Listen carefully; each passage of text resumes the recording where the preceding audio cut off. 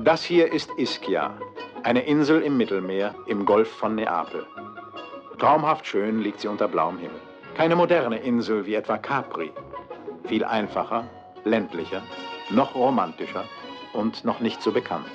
Die Sonneninsel nennt man Ischia. Und Sonne ist gut für die Wäsche und für die Fremden.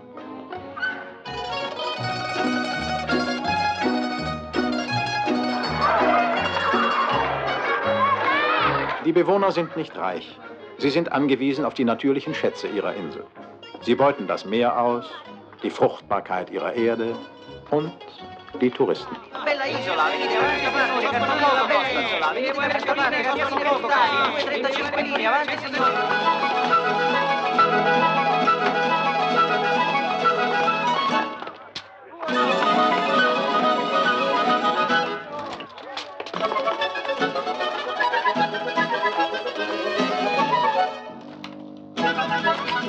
Wer es nicht wusste, sieht es jetzt. Ein Tourist, der etwas auf sich hält, ist ein Schwerarbeiter. Mario und sein Freund Enrico. So jung sie sind, sie haben schon einen Beruf, sie sind Motiv. Sie begreifen die Leute nicht. Aber was muss man in diesem Leben schon begreifen? Gott gab diesen Leuten Geld, wozu anders, als um es ihnen wieder wegzunehmen.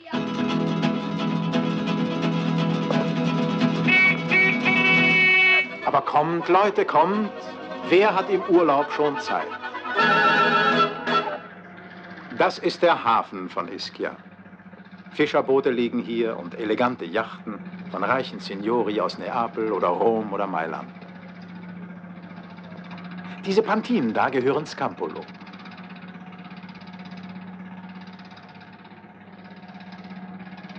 Scampolo ist ein junges, ziemlich armes Mädchen, das auf diesem Boot wohnt. Sie hat keine Eltern mehr und schlägt sich allein durchs Leben. Durch das Leben, das sie trotzdem liebt. Scampolo wohnt auf diesem Schiff nur, weil der reiche Signore aus Rom jemanden braucht, der auf dieses Boot aufpasst, wenn er nicht da ist. Das tut Scampolo. Hey, Enrico! Buongiorno, Scampolo! Buongiorno! Gestern ist Scampolo ins Wasser gefahren. Aber die Sonne von Ischia trocknet alles. Auch die Lire, die sie dabei in der Tasche hatte.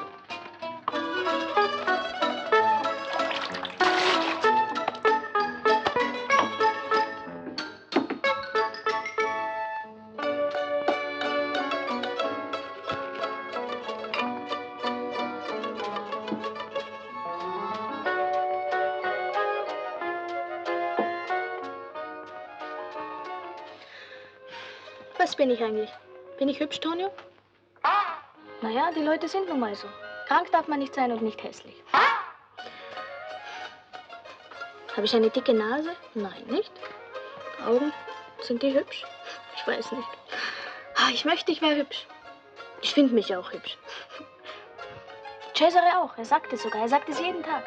Aber bei Cesare, da weiß ich nicht so genau. Cesare ist ein Mann und Männer. Männer. Scampolo spricht manchmal mit sich selber, wie Leute es gerne tun, die allein leben. Aber jetzt lassen wir Scampolo für sich. An einem Tag übrigens, der für sie in ihrem Leben sehr viel bedeuten wird.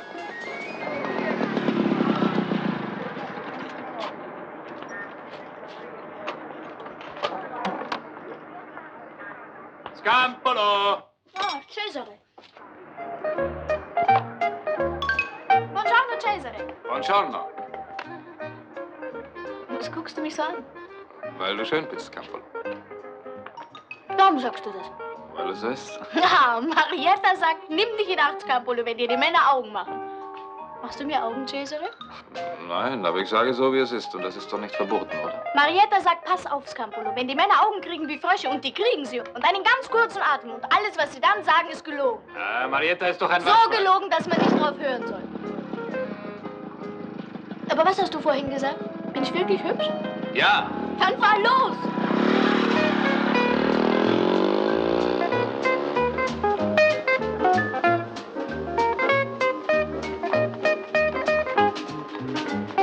Buongiorno, Padre. Buongiorno, Scampolo. Hoffentlich ist der Dampfer noch nicht da. Was? Hoffentlich ist der Dampfer noch nicht da.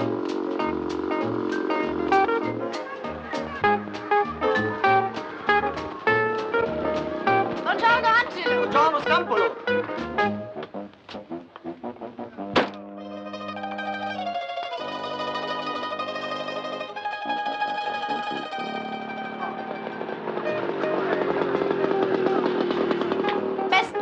Auf Wiedersehen, Scampolo.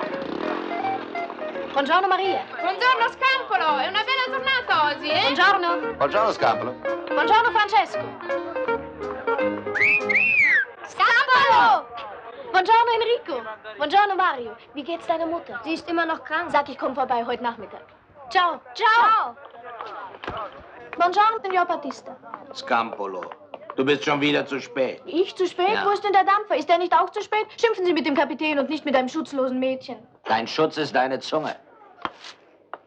Damit kannst du die Leute erschießen wie mit einem Maschinengewehr. Ich Leute erschießen mit meiner Zunge. Oh, Signor Battista, ich habe eine ganz normale, eine ganz gewöhnliche Zunge. Ich kann sie Ihnen zeigen, wenn Sie wollen. Buongiorno!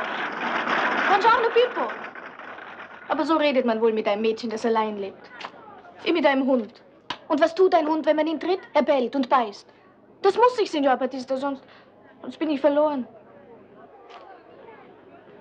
Bin ich eigentlich hübsch, Signor Battista? Was? Ich kauf dir einen Spiegel, Scampolo. Da haben Sie Mario erwischt.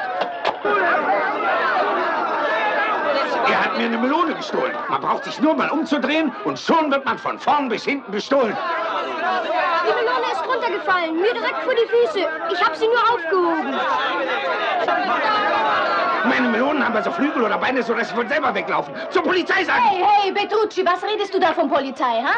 Mehr fällt ihm nicht ein. Sag mir, wozu hast du deinen Kopf, Petrucci? Sag mir, wozu, wenn nicht zum Denken. Was soll einer machen, wenn er Hunger hat oder Durst? Einfach stehlen, hä? Du machst mir Spaß. Ist es die da? Guck sie dir an. Seht euch das an. Eine kleine, eine schlechte Melone.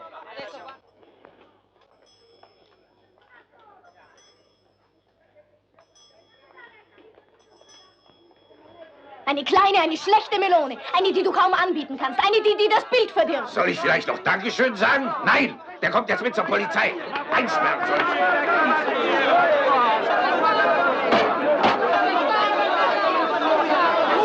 Sei doch ruhig.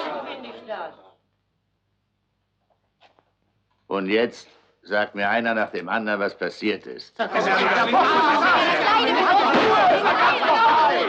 Ich habe gesagt, einer nach dem anderen. Mareschallo, ich bringe Ihnen hier einen Dieb, der mich bestohlen hat. Einen Obstdieb, Mareschallo. Einer von denen, die daran arbeiten, unsere Existenz zu vernichten. Ruhe, habe ich gesagt. Vielleicht merkt ihr euch das endlich mal. Wir sind hier nämlich nicht an einem Ort, an dem jeder schreien kann, wie er will. Und wer laut ist, hat Unrecht, Mareschal. Du hast hier überhaupt nichts zu melden. Ich bin bestohlen worden und ich wende mich an die Obrigkeit. Wegen einer Melone, wegen einer kleinen, schlechten Melone. Von wegen schlecht, ein Prachtexemplar. Eine kräftige, saftige, fleischige Melone. Klein und blass, Mareschal. Kräftig ist nur das Geschrei, das er macht. Hört doch endlich auf, euch zu streiten. Wer ist der Dieb? Der da, Mareschallo. Der Bengel hat nur Hände zum Stehlen und Beine, mit denen er davonläuft. Und ein Bauch, mit dem er Hunger hat. Falls du es noch nicht weißt, Stehlen ist verboten, Scampolo. Dann müssen Sie den Hunger auch verbieten, Mareschallo. Nun hör sich einer sowas an. Hunger verbieten.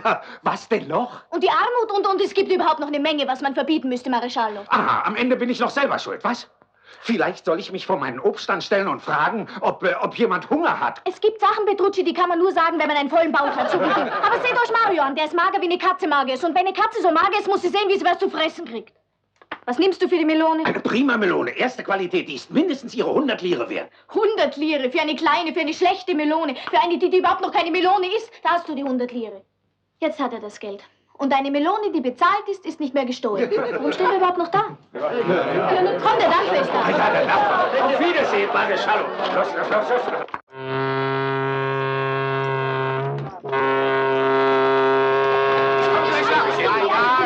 Aber du warst prima, Scampolo.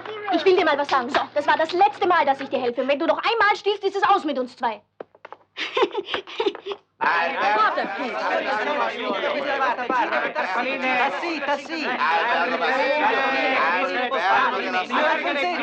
Venga, lo aspettiamo. Albergo Minerva. Albergo Minerva. Albergo Minerva. Albergo Excelsior, Albergo Minerva. Du isst ja so viel kennen, als wären sie hier geboren. Und das alles für 100 Lire, 100 Lire only. Meine Damen und Herren, 100 Lire. Meine Damen und Herren, Signore, Signori, Ladies and Gentlemen, bitte steigen Sie ein. Mesdames et Messieurs, fahren Sie mit uns eine Rundfahrt mit uns um die Insel. Wenn Sie Signor werden, Sie ist ja so gut kennenlernen, als wären Sie hier geboren. Na, warte, die Rotzel, ich erwische euch schon. Verschwindet hier. Wir. What do you want? Aber doch nicht Ihr Sohn, so ein entzückender Junge und so neu. Und Giro dell'Isola, meine Damen und Herren, fahren Sie mit uns und Sie werden von Ischia so viel wissen, als wären Sie hier geboren. Albergo Minerva, Signora. Albergo Minerva, Signore? Haben Sie Zimmer mit Bad? Mit Bad? Si, Signor. Das schönste und größte Bad der Welt. Das Meer.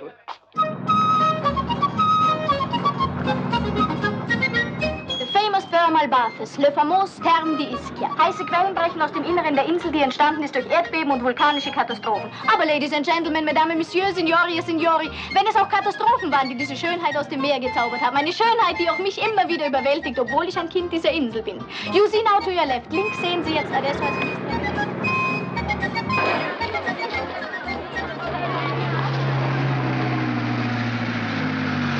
Luisa.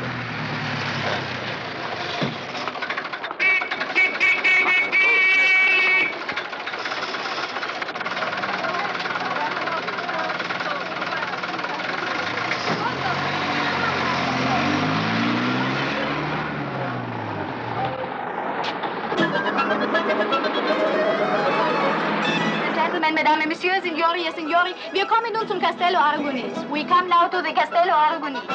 Adesso...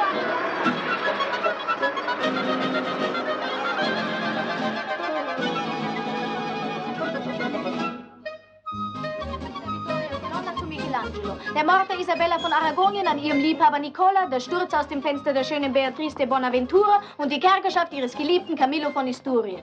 Centro della vita mondana, Center of Life. So war das Castello Mittelpunkt des gesellschaftlichen Lebens. Hoch über dem Meer war diese Festung der eigentliche Anfang von Ischia. Das Castello ist zu 75% zerstört, zu 75% erhalten. Kein Irrtum, Fräulein, das sind ja dann 150%. Diesen kleinen Scherz pflege ich an dieser Stelle immer zu machen, nur als ein kleines Beispiel, um Ihnen zu sagen, alles auf dieser Insel ist schöner und größer als anderswo.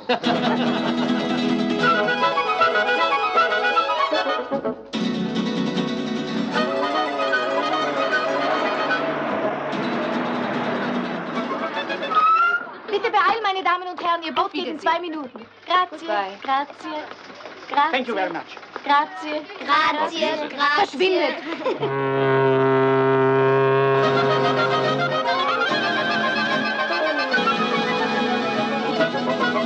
Mehr Höflichkeit, mehr Würde. Es gefällt mir nicht, dass du dich, wenn du so im Omnibus irgendwas erklärst, über die Leute, denen wir unsere Existenz verdanken, lustig machst. Ein Espresso, Alfredo. Wir sollten unseren Beruf ernst nehmen. Du auch. Wer nimmt mich ernst? Sie vielleicht? Mir auch ein Espresso, Alfredo. Ist die Welt vielleicht dazu da, dass man sie ernst nimmt? Nur hör dir das an. Kaum geboren und hat schon eigene Ansicht. Wenn ich sie nicht habe, kann ich gleich wieder sterben. Ja, so ist es, Signor Battista. Ein Mädchen, das allein lebt, so wie ich, hat hier in sich eine Katze, die man streicheln muss und ein Hund, der bellt. Über 2000 Lire. Mit ihrer Würde hätte ich keine 100. Würde kostet nur. Mach mit dem Espresso, Alfredo, ich habe noch was vor. Grazie, Vittorio.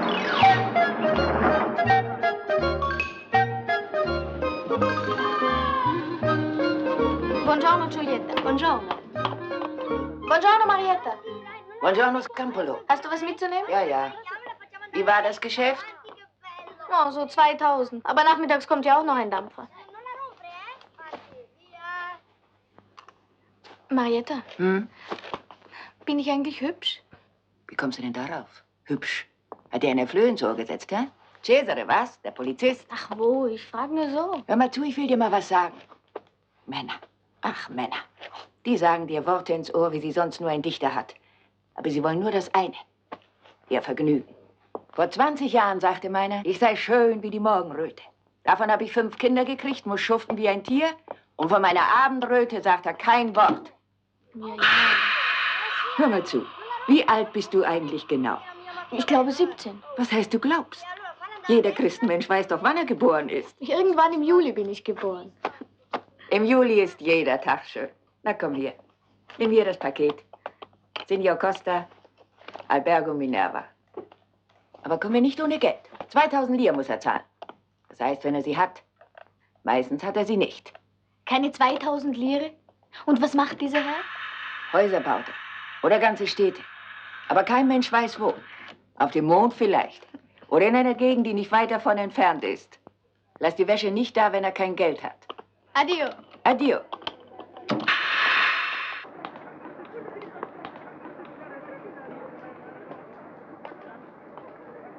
Haben Sie was für mich? Nein, heute leider nicht. Das nächste Mal vielleicht.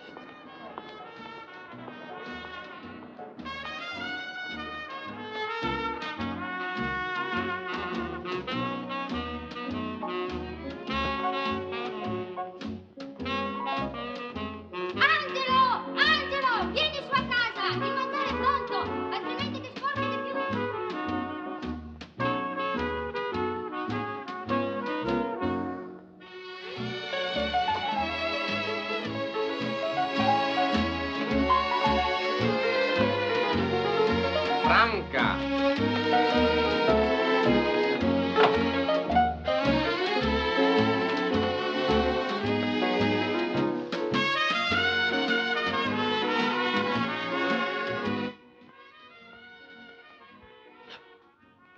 Du hast gerufen, Liebling? Um dir zu sagen, dass du reizend bist, aber zu laut. Ah, du hast etwas gegen Musik. Nicht grundsätzlich, aber jetzt. Vielleicht bemerkst du, dass ich arbeite. Auch ich arbeite, mein lieber Roberto. Und es ist noch lange nicht raus, wessen Arbeit wichtiger ist. Meine, Liebling, meine.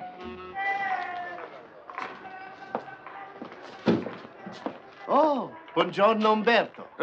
Signor Roberto Costa. Ah, Zimmer 7, da vorne. Kriegt er Geld? Was hältst du eigentlich von der Post, Flavio?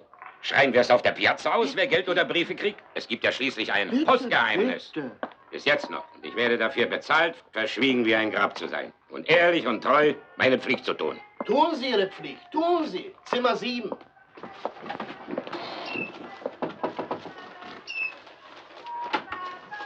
Buongiorno, Signor Costa.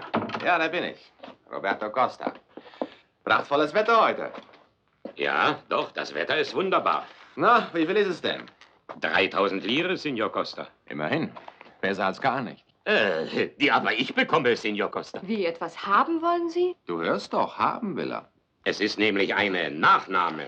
Ja, das tut mir leid, aber wenn Sie mich auch auf den Kopf stellen, da fallen höchstens ein paar Bleistifte raus, aber kein Centesimo. Tja, das ist sehr bedauerlich. Das ist ja auch kein schöner Zustand. Hoffen wir, dass es schnell vorübergeht. Danke für Ihr Mitgefühl. Geld, mein Lieber, kommt und geht. Zurzeit geht es. Dass es kommt, wäre mir lieber. Was ich noch sagen wollte, Sie haben 8 Tage Zeit, um die Nachnahme auf der Post einzulösen. Also dann alles Gute. Auf Wiedersehen. Danke, auf Wiedersehen. Auf Wiedersehen.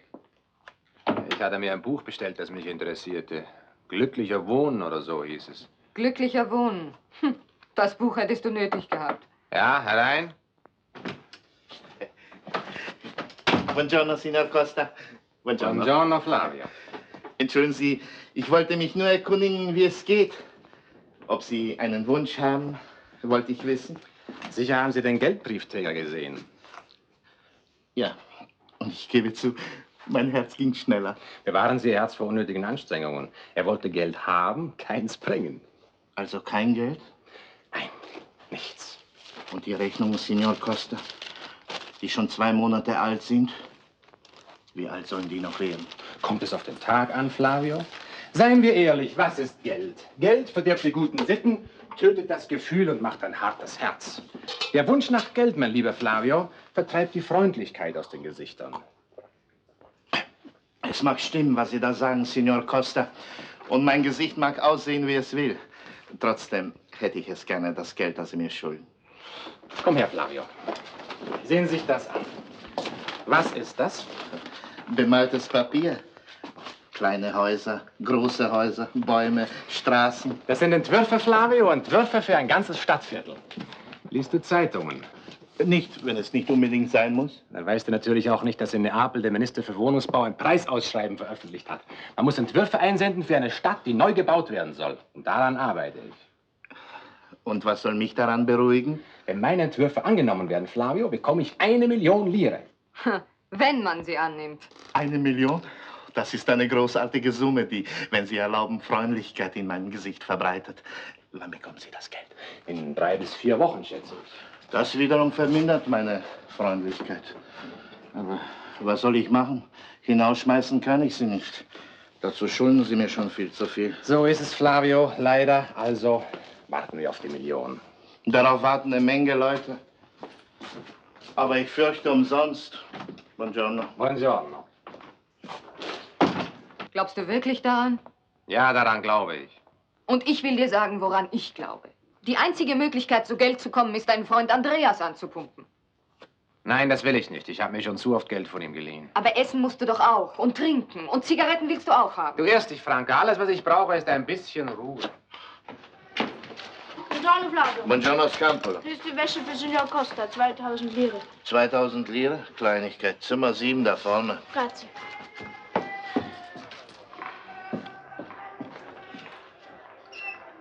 Halt! Da vorne. Stellst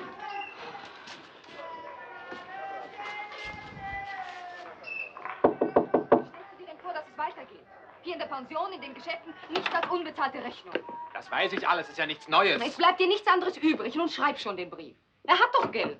Ich bring ihn selber hin. Du, ausgerechnet du. Das Einzige, was mich verlocken könnte, Andreas zum 7. Mal anzupumpen, wäre, dass ich dir eine Fahrkarte nach Rom kaufen kann. Du bist gemein, du bist...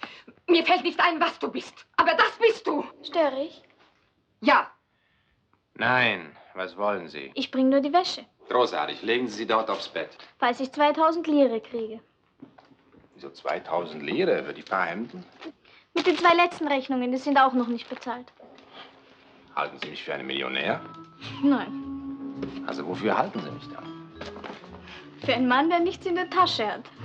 Leg das Paket hin und addio. Wer bist denn du? Was fällt dir ein? Wie kommst du dazu, mich zu duzen? Und du sagst ja auch du zu mir. Frechheit. Wirf sie hinaus. Warum? Sie hat doch recht. Wie heißen Sie? Scampolo. Hübscher Name. Ich frage Sie, Scampolo, wenn ein Mensch nichts, aber auch gar nichts in der Tasche hat, sonst aber, sagen wir mal, ganz netter Kerl ist, muss man nicht Mitleid mit ihm haben? Ja, ich soll ihm die Wäsche hier lassen. Und was die Rechnung angeht, auf Gott vertrauen, ne? Ja, wer hat Ihnen diesen Verstand gegeben? Grüßen Sie Ihre Mutter, grüßen Sie Ihren Vater. Von meinem Verstand weiß ich nicht, Signor Costa. Ich kann Ihnen nur nicht die Wäsche da lassen, ohne das Geld zu kriegen. Schick sie doch endlich weg. Ist das Ihre Frau, Signor Costa? Nein. Das hätte ich wissen sollen. Ich bin auf der ganzen Insel dafür bekannt, dass ich mir nichts gefallen lasse. Soll ich? Um Gottes Willen, nein. Du bist hübsch, Scampolo. Ich lasse Ihnen die Wäsche nicht da, Signor Costa. Es geht nicht. Bist du so misstrauisch? Arme Leute müssen misstrauisch sein. Also gut, kannst die Wäsche ruhig wieder mitnehmen.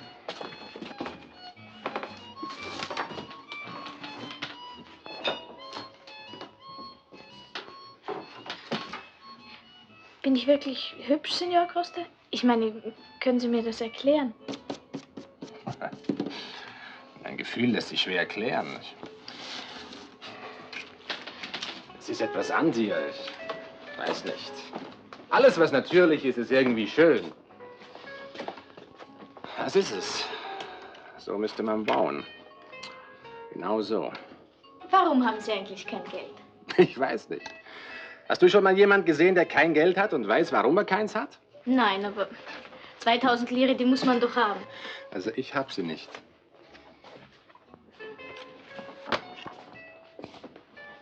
Können Sie angeln? Angeln? Wozu? Ich weiß im Hafen unten eine Stelle, da ziehen Sie alle 5 Minuten einen Fisch aus dem Wasser. Und die verkaufen Sie dann ans Hotel Ambassador. Ja, aber ich kann nicht angeln. Oder Sie kommen mal mit, wenn ich Touristen führe, aufs Kastell. Sie nehmen einen Hammer, klopfen damit an den Säulen herum und ich sage, Sie machen Ausgrabungen. Dann erklären Sie etwas, irgendetwas. Und ich kassiere dann für Sie. Besten Dank, Scampolo, aber ich habe ja schon eine Beschäftigung. Ja, ich weiß. Sie bauen Häuser auf dem Mond. Wieso auf dem Mond? Eine Arbeit, Signor Costa, für die man nichts bekommt. Das ist keine Arbeit, das ist ein Zeitvertreib, ist das. Und dazu muss man reich sein. Nein, Scampolo, pass mal auf. Man hat eine Idee.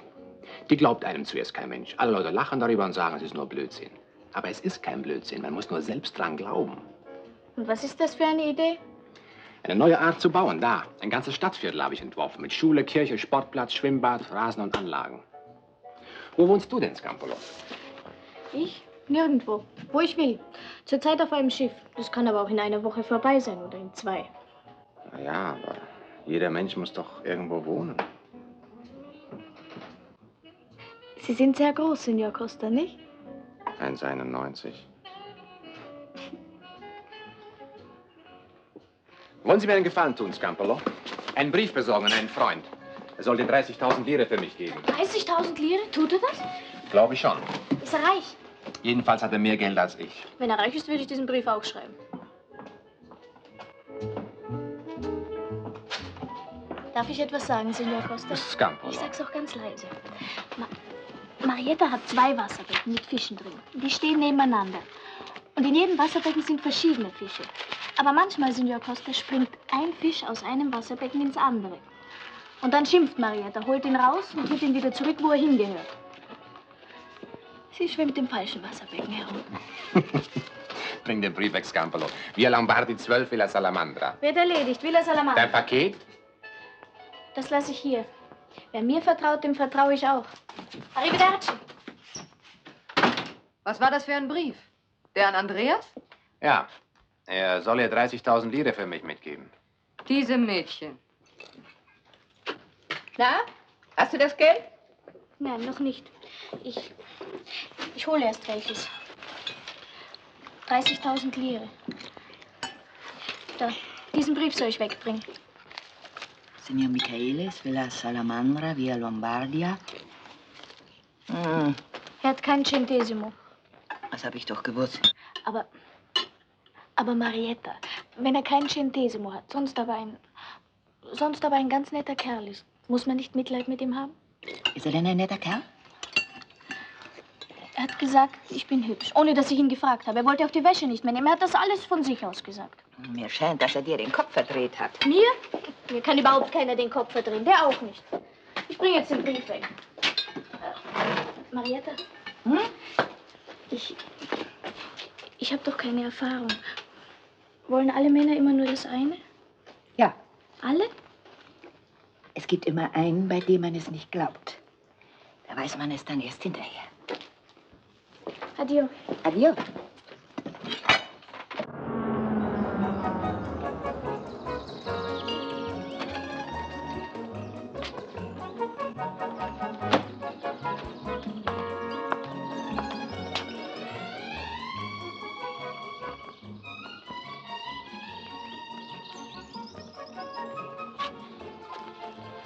Antonio, ich Ja? glaube, es hat geläutet. Ich sehe mal nach.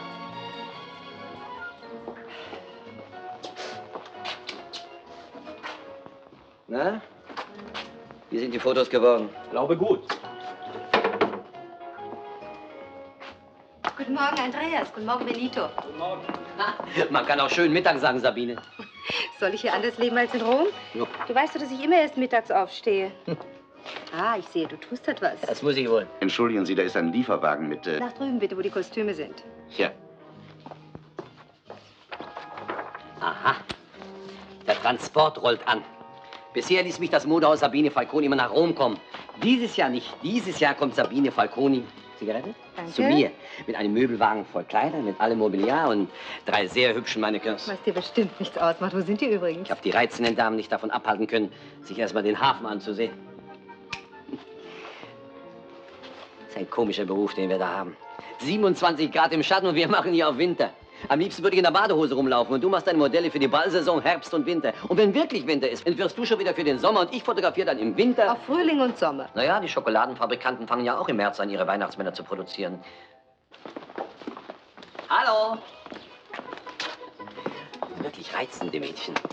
Deine Idee, nach Ischia zu kommen, war doch nicht so schlecht.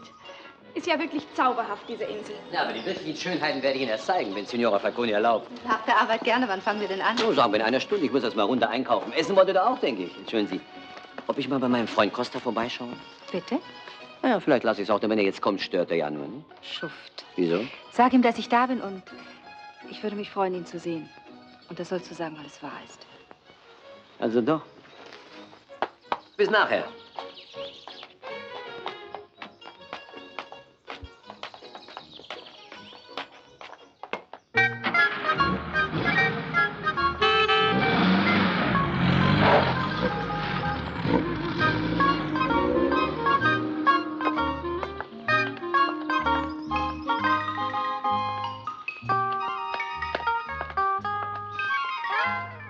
Gehen wir ins Haus zurück. Wir können schon anfangen, die Kleider zu sortieren, ja?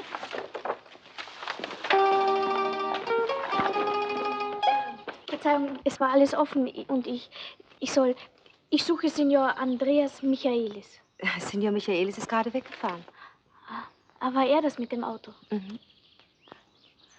Ah ja, der hat Geld, das sieht man. Wie bitte? Kann ich etwas bestellen? Nein, ich soll nur diesen Brief abgeben. Aber ich komme wieder. Ich komme bestimmt wieder. Was ist denn? Nichts, gar nichts.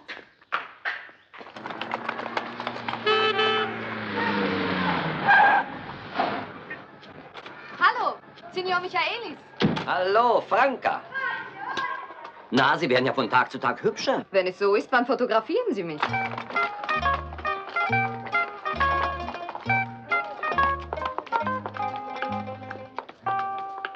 Ja, das machen wir. Machen wir bestimmt einmal. Wie geht's eigentlich Roberto? Wenn Sie ihm Geld bringen. Wieso hat er denn keins? Na, warum sagt er denn nichts? Er weiß doch, dass ich ihm helfe. Na, ich gehe mal schnell rauf. Adio. Ciao, Franka. Haben Sie gehört? Geld kommt ins Haus. Ah, die Million. Oh, nicht gerade die Million, aber ich gehe zum Friseur. Sagen Sie Signor Costa, er soll mich dort abholen. Zum Friseur. Und ich habe schon überlegt, wie ich zurück nach Rom komme. Ach, Rom.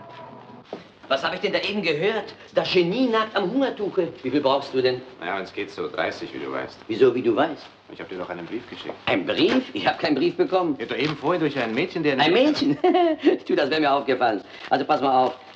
Ich lasse das mal hier, was ich gerade bei mir habe. Hast du denn so vieles? Ja, meine Geschäfte gehen im Moment gut. Und außerdem, ich glaube an dich. Andreas, du bist wirklich... Ja, das bin ich, aber sag nichts mehr. Jetzt mal etwas anderes. Ich habe eine Überraschung für dich. Einen herzlichen Gruß von Sabine Falconi. Aha. Aha? Mehr sagst du nicht? Na, Sabine brennt darauf, dich zu sehen. Ich habe wirklich sehr wenig Zeit. Also hör mal zu, Roberto. Sabine ist doch wirklich eine Frau von Welt. Schön, reich, klug. Ich möchte sagen, das ist eine Sonderklasse. Heirate sie doch und du hast alles Glück auf der Erde. Sabine heiraten? Ja, was glaubst du, warum sie hier nach Ischia kommt? Stattdessen wohnst du hier mit diesem Herzchen. Entschuldige, mit dieser Franka zusammen. Ich meine, das ist doch... Ich weiß. Ich versuche sie mal loszuwerden, aber es ist nicht so einfach. Also von Frauen hast du überhaupt keine Ahnung. Franka wartet doch nur noch auf deine Millionen. Herein, auf die Millionen von diesem Preisausschreiben. Hier ist das Geld, Signor Costa. Das sind keine 30.000 plus 3.000. Er hatte gerade nicht mehr. Aber ich habe gesagt, Buongiorno, macht nichts besser als gar nichts. Hoffentlich stört es Sie nicht, dass es nur kleines Geld ist. Ihr Freund, wirklich ein reizender Kerl. Er hat es nicht anders. Wie gesagt, wie er es gerade in der Tasche hatte.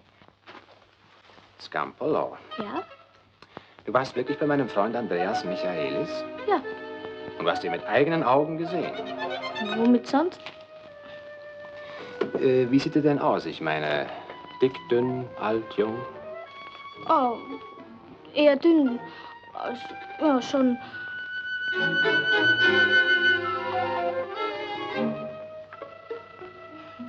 Sind Sie Signor Michaelis? Ja. Also, was ist das für eine Geschichte? Das ist gar keine Geschichte, das ist ein Schwindel. Schön. Und woher kommt das Geld? Oh, Madonna mia, Marietta hat recht. Sie sagt, alle blöden Geschichten haben was mit Geld zu tun. Scampolo! Scampolo! Sag mal, was ist denn eigentlich hier los? Wer ist denn das? Das ist Scampolo. Ja, schön, Scampolo. Vielleicht möchtest du mir Gott, erklären. ein Mädchen, das siehst du doch. Irgend so ein... Ich weiß nicht. Das ist ein Wunder, das Mädchen. Ein Wunder. Was ist denn mit dir los? Du bist der Fotograf. Hast du sie überhaupt angesehen? Ja, das tue ich bei Gelegenheit. Also, mach's gut und lass dich sehen, falls du bis dahin wieder gesund bist. Ciao, Flavio. Ciao. Geht es los mit der Million? Flavio? Ich zahle meine Rechnung. Du bekommst sogar mehr als das. 1000 Lire Trinkgeld, wenn du mir sagen kannst, wo ich dieses Scampolo wiederfinde. Sie war doch noch gerade hier.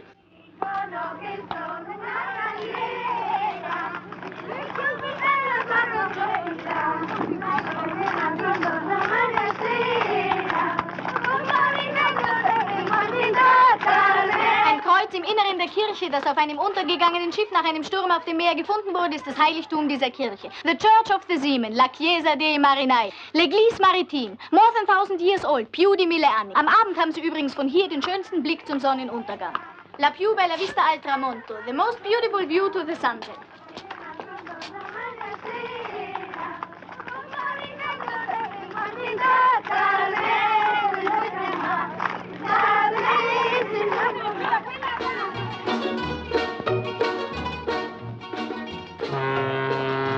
Der Dampfer tut es schon. Dann kommt der Autobus auch gleich. Und da ist sie drin? Ja, ganz sicher, Signore. Noch 2 Eis, Alfredo.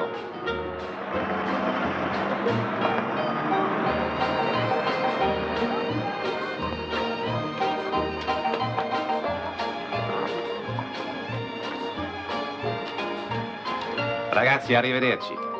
Vielen Dank, Excellenza. Mille grazie, arrivederci. Very nice, my dear. Thank you very much, goodbye. Mille grazie. Au revoir. Merci beaucoup. Mille grazie. Buongiorno, Scampolo. Sì?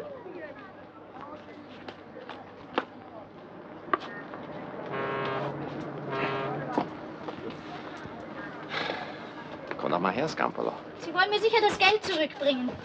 Bitte legen Sie es in die Mütze von Signor Battista, da vorne neben dem Sitz. Ja, natürlich. Das wollte ich auch. Aber ich wollte auch... hörst du mir zu, Scampolo? Ah ja, ich weiß, was Sie sagen wollen. Sie wollen sicher sagen, wie nett es von mir ist, dass ich Ihnen helfen wollte. Ja, das auch. Das ist aber nicht nötig. Ein Staub ist das. Dabei sage ich jeden Tag, Ischia, meine Damen und Herren, ist die Sonneninsel. Ist die Insel mit der reinsten Luft. Sehen Sie sich das an. Na, hör mal zu, Scampolo. Aha. Marietta sagt, immer wenn du merkst, Scampolo, dass ein Mann tief Luft holt und zu einer großen Rede ansetzt, schneid ihm das Wort ab, das ist besser so. Warum sagen Sie eigentlich nichts? Du lässt mich ja nichts sagen. Also wenn Sie wissen wollen, warum ich das gemacht habe, das mit den 3000 Lire, ich weiß nicht. Oh, da hat wieder jemand seinen Schirm vergessen. Also Sie haben keine Ahnung, was die Leute hier alles liegen lassen. Das mit den 3000 Lire, das hat keinen Grund, falls Sie so etwas denken. Ich mache oft komische Sachen und weiß nicht warum. Gibt kein Warum. Sie verstehen, ich sage das nur, weil Sie denken könnten, das hätte etwas mit Gefühl zu tun. Hat es nicht? Nein, überhaupt nicht. Sehen Sie, ich habe mir gedacht, dass Sie sich sowas zurechtlegen. Ich lege mir gar nichts zurecht. Ja, aber irgendetwas müssen Sie sich doch gedacht haben. Ich denke mir jetzt was, Scampolo. Jetzt? Bin ich dem geringsten neugierig. Schade. Jedenfalls nicht sehr. Ich möchte dich einladen, Scampolo. Heute Abend. Hast du Lust, mit mir auszugehen? Einladen? Mich? Wohin? Ich frage das Signor Costa, weil ich jetzt vorsichtig sein muss. Die Osteria. Wir essen zusammen, hören Musik und vielleicht tanzen wir ein bisschen. Sie wollen mit mir ausgehen? So richtig mit allem drum und dran? So wie ich bin? Ja. Ich werde mir das überlegen, Signor Costa. Bitte.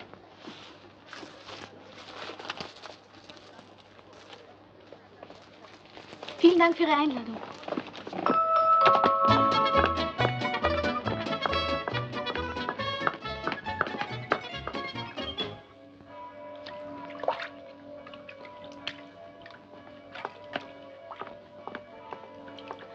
Marietta, ich gehe heute Abend aus. In die Osteria. Mit Signor Costa. Aha. Warum sagst du aha? Weil mir danach ist, aha zu sagen. Da ist aber gar kein aha dabei. Und wenn eins dabei ist, dann merke ich das schon selber. Komm, Antonio.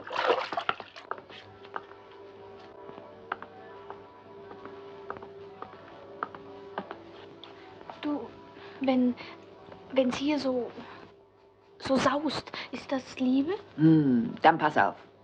Dann wird's gefährlich. Ah, ich hab's mir gedacht. Was soll ich denn tun? Nichts. Sausen lassen. Ich brauche ein Kleid. Und Strümpfe. Und Schuhe. Und sonst noch was? Und einen Kamm.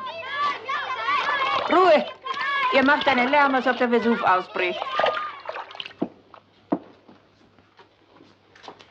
Und mit sowas kann man gehen? Ja. Und das Kleid, das passt doch überhaupt nicht. Ach was, dann nehmen wir eben im Rücken ein Stück weg. Und so lang ist es auch. Unten schneiden wir auch ein Stück ab. Na, Marietta, ich gehe nicht. Ah. Lach nicht. Das ist doch ein Augenblick, der sehr wichtig ist im Leben. Ein sehr bedeutender Augenblick ist das. Na ja, der erste Spiegel, das erste Kleid, der erste Mann. So fängt alles einmal an. Komm hier, nimm die Strümpfe. Die sind von Giulietta, bevor sie nach Neapel gegangen ist. Ja, ich weiß schon, was du sagen willst. Angst hast du nicht. Aber du brauchst gar keine Angst haben. Ich verliere meinen Kopf schon nicht. Ich gehe nur hin, weil man sowas doch mal erleben muss. Und das ist also schön?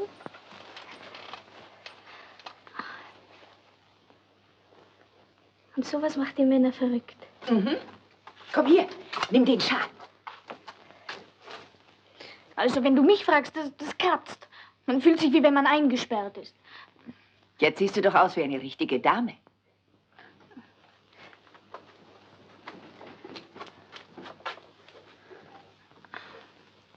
Ach, ich weiß nicht, ob ich gehe, Marietta.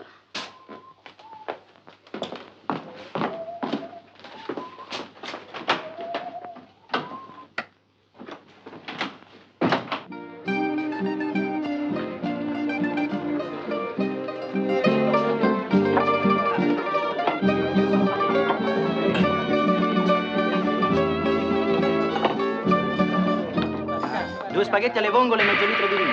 Spaghetti alle vongole e mezzo litro di vino. Rosso? Bianco. Prego.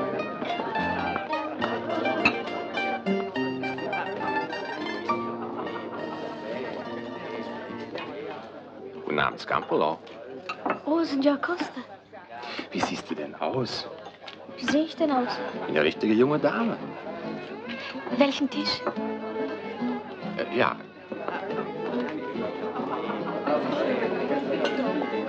Hallo, Flavio. Buongiorno, signore. Ja. Scampolo.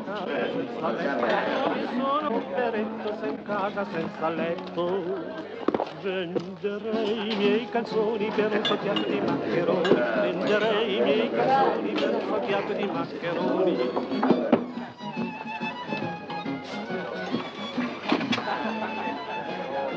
Das ist ein sehr guter Tisch, Signor Costa. Ja, das ist schon ganz gut. Und die Kapelle dröhnt nicht so in den Ohren, weil man will sich doch unterhalten. Zuerst vielleicht einen Rotwein? Wenn Sie wollen? Rotwein. Ja, ich hätte dich, also wie soll ich denn eigentlich sagen? Wenn du so aussiehst, kann ich nicht du zu dir sagen. Oh, sagen Sie es ruhig. Wir sind ja befreundet. Sonst wäre ich nicht gekommen. Ach so. Könnte ich die Einladung eines ganz fremden Herrn annehmen? Habe ich nie getan.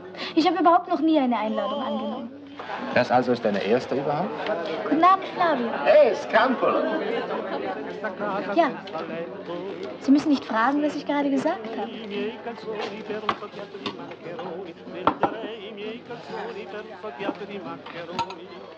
Ist der Stuhl nicht bequem? Doch, doch. Die anderen haben doch auch alle Strümpfe an. Was? Und jetzt erzählen Sie mir was. Ich? Ja, jetzt, also im Moment fällt mir nichts ein. Sie sind sehr unsicher, Signor Costa. Das habe ich nicht erwartet. So? Ja, ich bin auch verwirrt. Redest du heute eigentlich immer wie ein Grammophon? Grammophon? Ich hoffe, Sie machen sich nicht lustig, Signor Costa. Und außerdem, es gibt sehr hübsche Grammophone. Ricordando a te lontano. Sehen Sie irgendwo in diesem Lokal zwei Leute, die sich streiten? Ich gehe das erste Mal in meinem Leben aus, aber das weiß ich, man streitet sich nicht, wenn man ausgeht.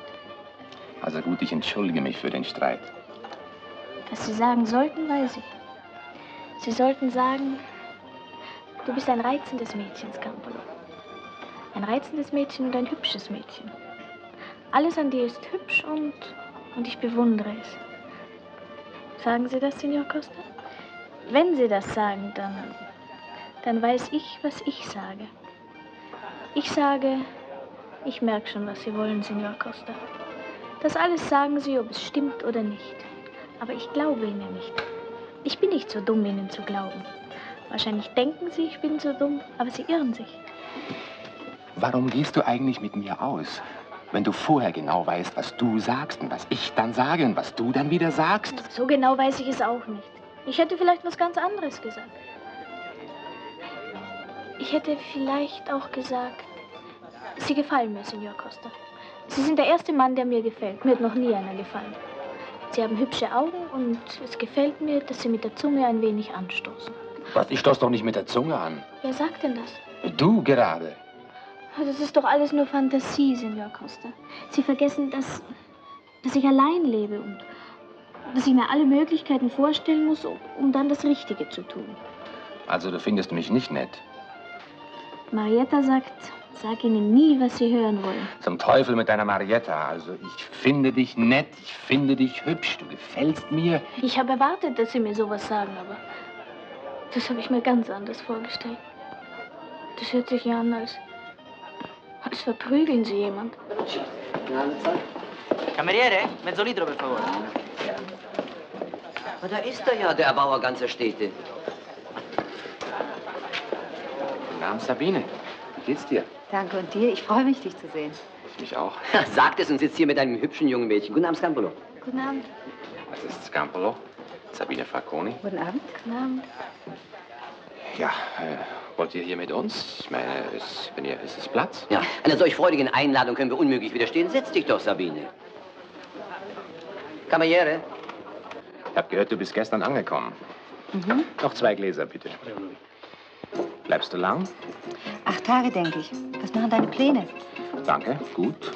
Geht vorwärts. Der Termin für die Einsendungen ist ja schon bald. Und bist du zufrieden? Oh ja, sehr. Ich denke, um etwas Stimmung in die Gesellschaft zu bringen, wie wär's mit einem Tanz? Sie wollen mit mir? Ich meine, Sie fordern mich zum Tanzen auf? Ja, ich fordere Sie zum Tanzen auf. Naja.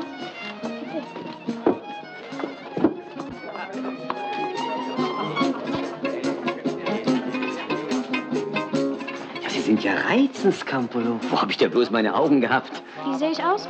Reizend, hübsch. Na, Ihre schöne Augen haben Sie. Wirklich. Endlich redet mal einer so, wie ich mir es vorgestellt habe. Wie? Was sagten Sie? Oh, Entschuldigung, so geht's nicht. Moment, bitte. Ja, warum nicht? Das ist Mut. Nein, Sie drücken. Ti ritomba, non ti scorderò mai più.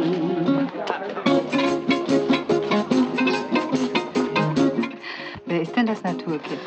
Das ist Scampolo.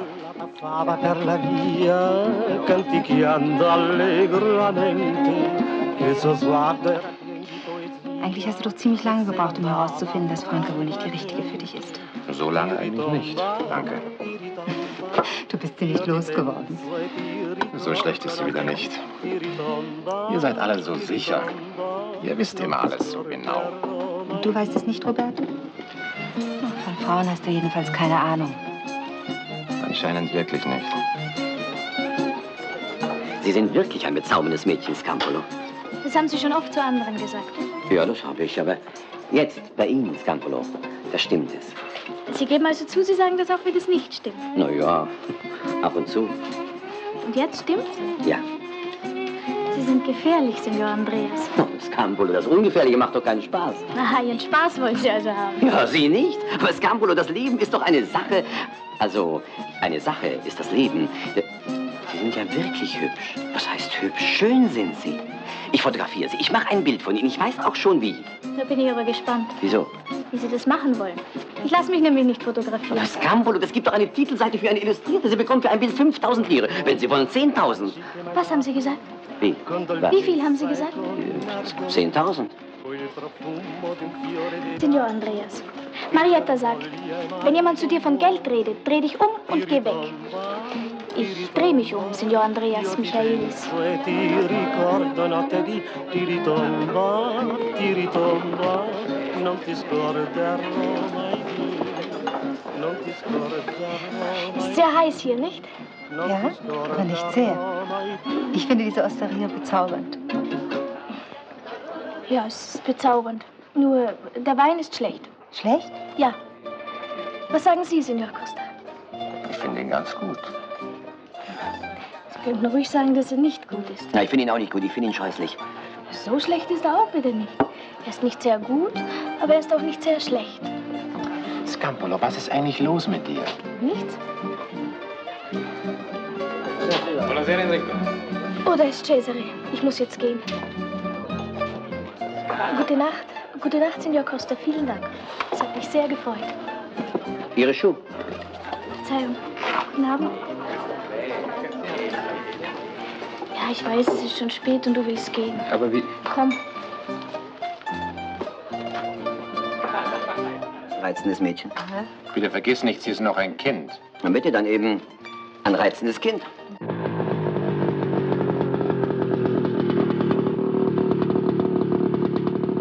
Was ist? Warum sagst du Scampolo, nichts? Ich weiß doch, dass du was sagen willst. Ich meine ja nur, Ich gehöre da nicht hin, willst du sagen. ich habe Angst um dich. Angst brauchst du nicht zu haben. Um mich braucht überhaupt niemand Angst zu haben. Niemand, du auch. Das ist ja schon gut. Na also, gute Nacht, Cesare. Gute Nacht, Scampolo.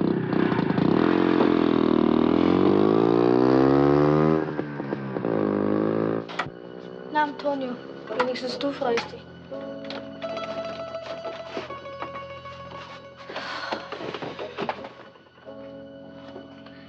Ich habe eine Katze und einen Hund in mir. Und heute Abend hat die ganze Zeit nur der Hund gebellt.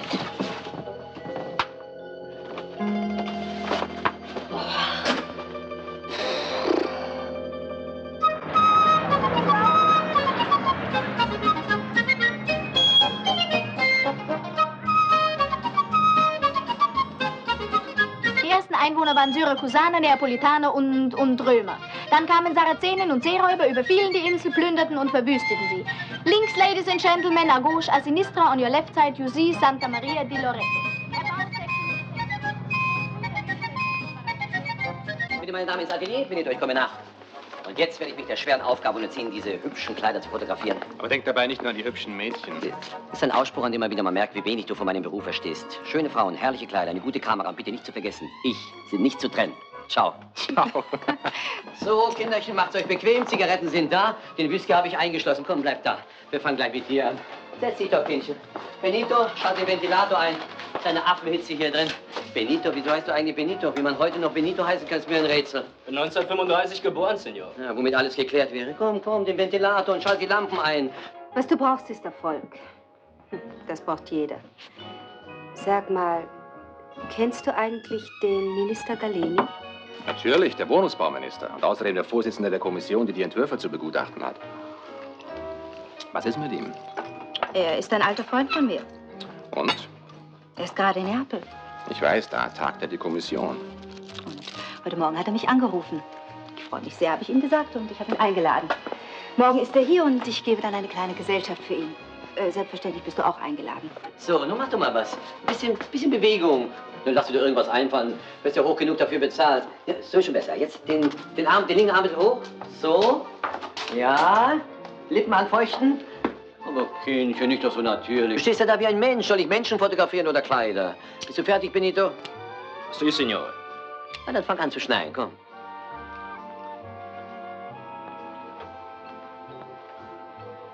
Und Cheese. Freundlich, freundlich. Lass mich das nur machen. Ja, schon, aber er soll sich meine Pläne ansehen. Ich danke dir, Sabine, aber du weißt... Roberto, ich würde mich freuen, wenn ich dir helfen kann. Es soll dich zu nichts verpflichten, bitte denke das nicht. Das ist großartig. Wirklich? Ja, warum lachst du? Weil, ja, weißt du, das höre ich so oft, du bist großartig. Da ist zu viel Bewunderung dabei. Manchmal möchte ich lieber, dass man mir auf die Schulter haut. Das kann man sich aber schwer bei dir vorstellen, Sabine. Das ist's ja. Also wenn ich den Preis kriege, dann hau ich dir auf die Schulter. Du, ich muss jetzt leider gehen. Ich habe gestern Nacht noch alles fertig gemacht und bring's jetzt zur Post. Es muss morgen in Neapel sein. Soll ich dir helfen? Nein, danke. Mach ich schon selber. Mehr Schnee, mehr Schnee.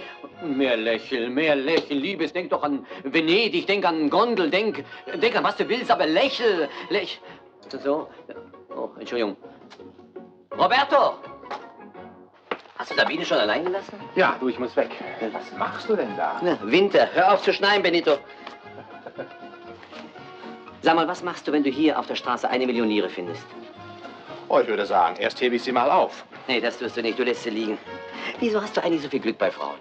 Weil so besonders siehst du da auch nicht aus. Ah, Glück bei Frauen. Na hör mal, Sabine, Franca, Scampolo von der höchsten Gesellschaft bist. Du bist doch überall zu Hause. Hör mal zu, das wollte ich dir gestern Abend schon sagen. Lass Scampolo in Ruhe. Meine Damen, eine kleine Pause. Benito, schalt doch mal die Lampen aus. Scampolo. Eine wunde Stelle bei dir, was? Quatsch, Scampolo ist doch noch ein Kind, oder nicht? Ja, das hast du gestern schon gesagt. So, dann sage ich es eben nochmal. Ein süßes Kind. Schalten wir wieder ein. Schnee. Da habe ich mir nun wer weiß was vorgestellt. So mit Ausgehen, Tanzen und Wein trinken. Nie mehr, Marietta. Was nicht nett? Scheußlich war's. Der Wein schlecht, die Musik schlecht. Ich sagte ja, alles nur für die Fremden und viel zu teuer. Und Signor Costa? Der? Streit habe ich mit ihm gehabt. Den ganzen Abend haben wir nur gestritten. Und nicht mal gut. Dann wird's richtig. Eine richtige Liebe fängt immer mit Streit an. Was? Ich will dir mal was sagen. Meine Mutter war eine kluge Frau, die sagte mir immer, in einer guten Ehe, Marietta, muss Porzellan fliegen. Besonders am Anfang. Ja. Da fliegt nichts, Marietta, weil ich sehe ihn gar nicht mehr. Adio. Wo gehst denn du hin? Nicht zu ihm. Außerdem ist er gar nicht da. Na.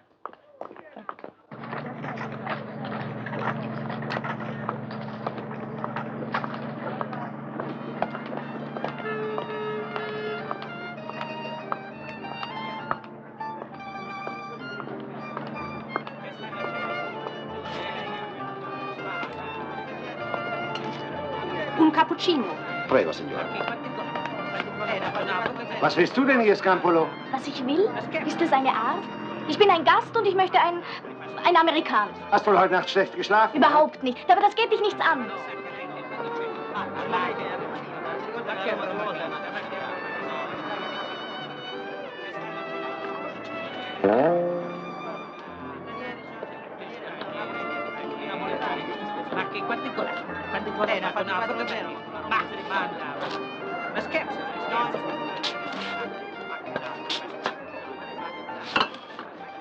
Prego, Signore.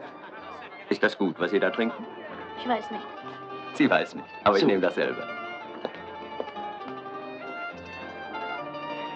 Na, jetzt haben Sie getrunken. Schmeckt's? Ich weiß immer noch nicht. Süß. Nein, nicht süß. Komisch schmeckt's. Und da sind die Leute nun verrückt drauf. Ich meine nicht den Aperitif, ich meine Sie. Ach, Sie sind einer, der Leute anspricht. Also nein, bitte, bitte, also das dürfen Sie nicht missverstehen. Wirklich. Oh, sprechen Sie mich ruhig an, bitte. Ich bin allein hier. Ich komme aus Mailand. Ich habe große Fabriken dort. Und Geld genug. Da müssen Sie doch sehr glücklich sein. Glücklich? Nein. Bestimmt sind Sie glücklicher als ich. Ich? Ha, da irren Sie sich aber. Seit gestern möchte ich am liebsten sterben. Was, ein so junges und schönes Geschöpf wie Sie? Ja, nur ein bisschen sterben, viel nicht. Das heißt, ich denke gar nicht daran. Richtig, würde ich sagen. Ich wollte ja nicht mehr hingehen, wissen Sie? Aber ich gehe doch. Wohin?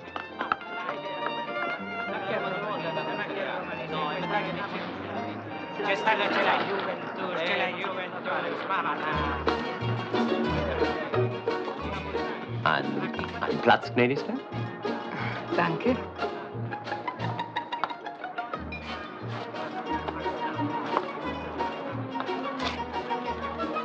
Darf ich Ihnen sagen, wie Sie ausschauen?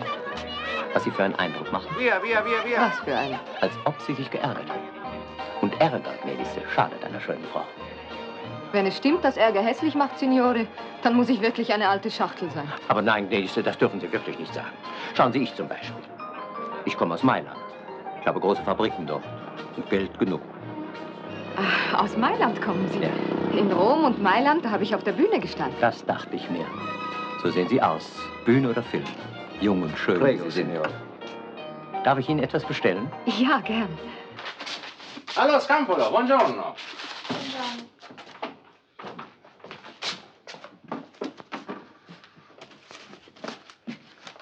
Ich komme nur, um Ihnen zu sagen, dass Sie sich gestern sehr schlecht benommen haben. Aber ich entschuldige Sie. So, war doch sehr nett. War wunderbar. Haben Sie nicht gelacht über mich? Ich? Wie komme ich dazu? Ich fand's, wie gesagt, gestern Abend sehr nett und ich find's heute noch nett. Es ist so schwierig zu wissen, wann man etwas glauben kann und wann nicht. Was machen Sie denn da? Packe meine Stadt ein, sie ist fertig und ab damit. Aha, und jetzt kommt die Million. Das wird sich zeigen, dass wenn ich Glück habe, vielleicht. Also Häuser bauen können Sie vielleicht, aber vom Einpacken haben Sie keine Ahnung. Ja, das kannst du wirklich besser. Ich habe in meinem Leben schon sehr viel gemacht, Signor Costa. So lange lebst du doch noch gar nicht. Gerade lang genug, um eine Menge zu wissen. Das heißt, schwierig wird's erst jetzt. Schwierig? Was ist schwierig, Scampolo? Sag mir's, ich helfe dir. Sie mir? Das geht nicht. Denn Sie, Signor Costa, Sie sind zum Beispiel eine Schwierigkeit von mir. Ich? Ja. Aber denken Sie nicht darüber nach, das wäre ganz verkehrt. Und außerdem, Marietta sagt, mit Schwierigkeiten muss man ganz allein fertig werden. Sagt Marietta. Sagen Sie jetzt nicht wieder etwas gegen Sie. Ich habe sonst niemand, auf den ich hören kann. Du hast recht. Ich glaube, ich war gestern wirklich nicht sehr nett zu dir. Ja, das stimmt. Ist das die Anschrift? Ja, Ministerium für Wohnungsbau Neapel. das sind auch nur Menschen. So, das nageln wir jetzt da drauf.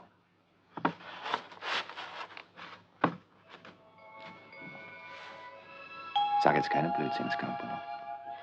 Tue ich das? Nein, ich sag Blödsinn. So, Jetzt?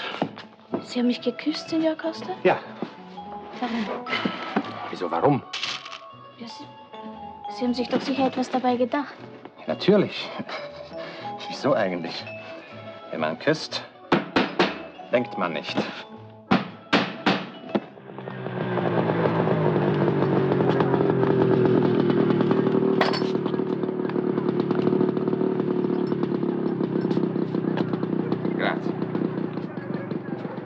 Was ist denn? Wenn ich küssen würde, ich würde mir etwas dabei denken. Du kannst einen wirklich aus der Fassung bringen. Gut, ich entschuldige mich für den Kuss. Bereuen Sie es? Nein, im Gegenteil. Ich muss jetzt hier rein. Gehst du mit? Ja, ich komme mit.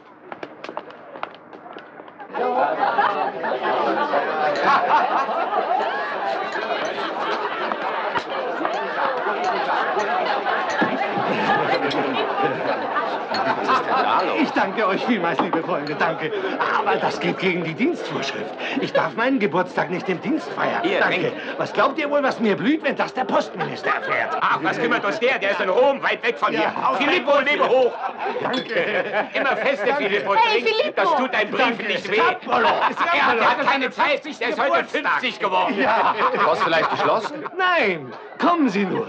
Heute geht sogar alles viel schneller als sonst. Was ist das? Eine Kiste. Kommen Sie, kommen Sie. Wo soll sie denn hin? Aha, nach Neapel machen wir. Die geht heute noch weg mit dem nächsten Dampferschiff. Hier, trinken Sie auch ein Glas auf sein Wohl. Oh. Auf unseren Postvorsteher. Salute, Filippo. Danke, danke. Moment, ich komme gleich. Tja, es ist hier heute ein bisschen laut, aber wenn man 50 Jahre alt wird und außerdem 30 Jahre im Dienst ist, dann darf man wohl feiern. Ja, Fragile Express und Einschreiben.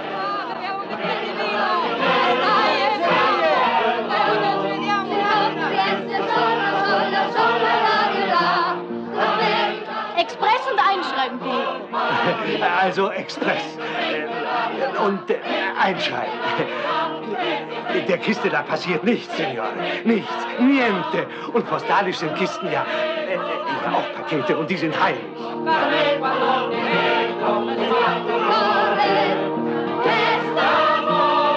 Das wären also 500, 540, 550 Lire, bitteschön. Bitteschön. Danke. Wiedersehen. Vielen Dank. Ja, alles Gute. Buongiorno, Filippo. Buongiorno.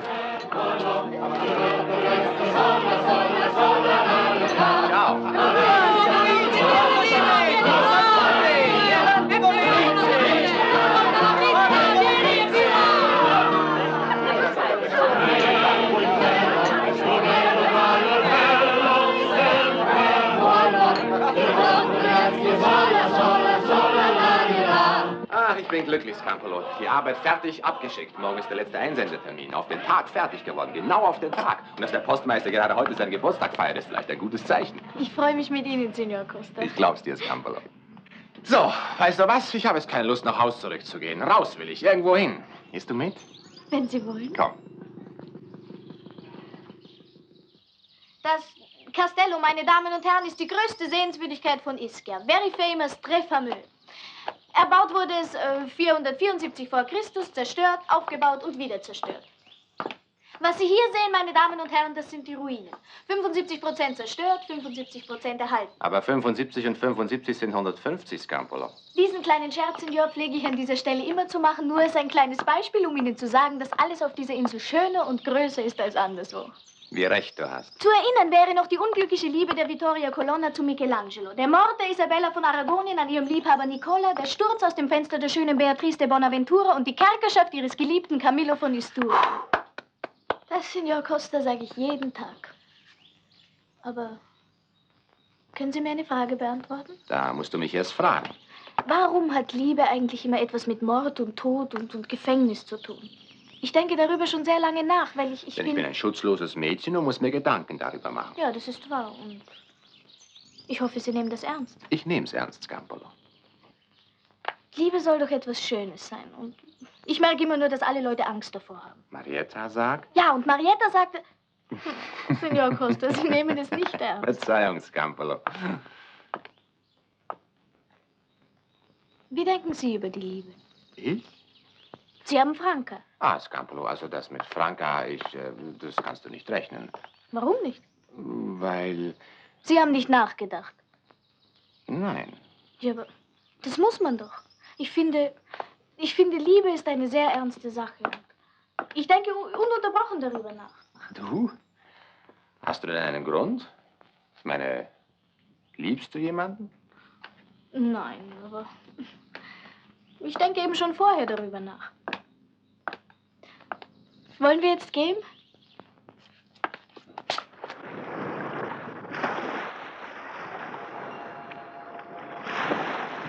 Zum ersten Mal, Signor Costa, tue ich nichts. Denke ich nichts. Jetzt mache ich Ferien. Ich find's schön. Sag mal, Scampolo, wieso heißt du eigentlich Scampolo? Was ist das für ein Name? Scampolo? Das ist überhaupt kein Name.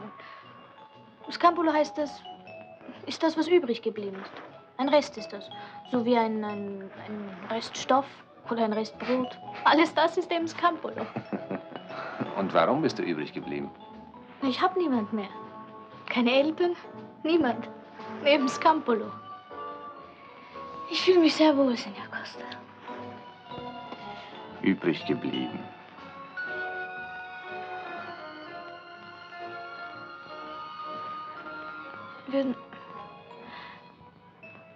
Würden Sie mich noch einmal küssen, Signor Costa? Ich meine, das vorhin, das ging so schnell. Ich hatte gar keinen Eindruck. Ich bin sehr erschrocken über mich, Signor Costa. Warum? Weil ich das so gesagt habe.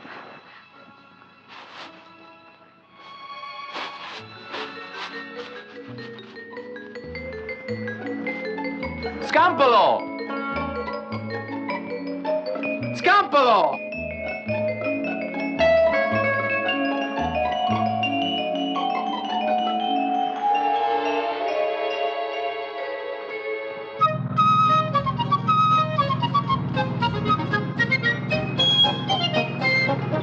Brechen aus dem Inneren der Insel, die entstanden ist durch Erdbeben und vulkanische Katastrophen. Aber, Ladies and Gentlemen, Mesdames, Messieurs, Signori, Signori, wenn es auch Katastrophen waren, die diese Schönheit aus dem Meer gezaubert haben. Eine Schönheit, die auch mich immer wieder überwältigt, obwohl ich ein Kind dieser Insel bin.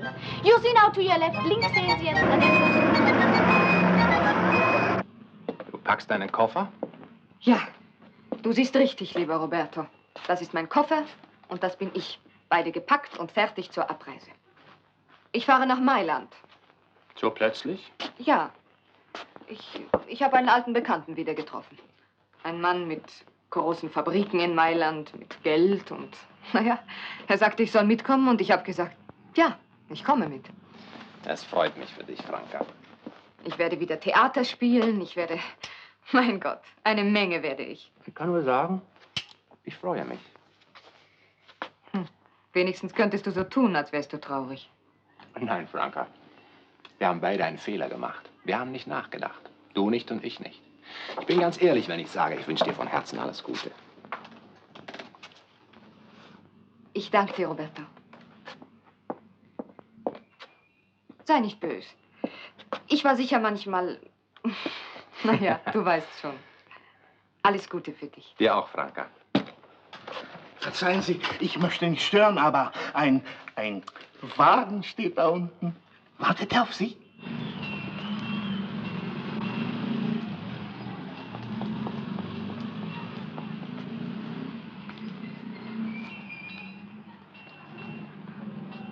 Ragazzi, kommt mal her. Hier.